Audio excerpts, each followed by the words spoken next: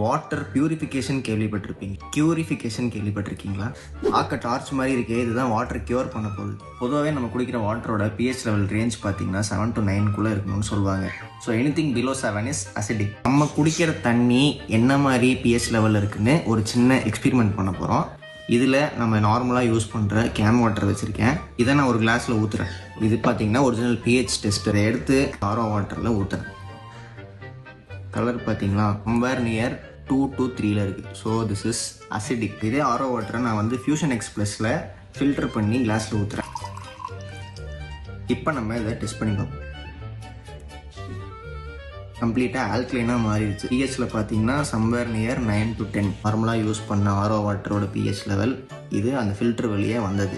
So இது acidic, இது alkaline. So பொதுவாக இந்த மாதிரி ஆல்கலைன் வாட்டராக மாற்றுறதுக்கான மிஷின்ஸ்லாம் ரொம்ப காஸ்ட்லியாக இருக்கும். இந்த இன்ஸ்ட்ருமெண்ட் பார்த்தீங்கன்னா இது பேர் ஃபியூஷன் எக்ஸ் ப்ளஸ். இதை வந்து நீங்கள் www.fusionexplus.com அப்படின்ற வெப்சைட்டுக்கு போய் வாங்கிக்கலாம். கெவின் 26 அப்படிங்கிற ஒரு கூப்பன் கோட் போட்டிங்கன்னா உங்களுக்கு 20% டிஸ்கவுண்ட்டோட வரும்.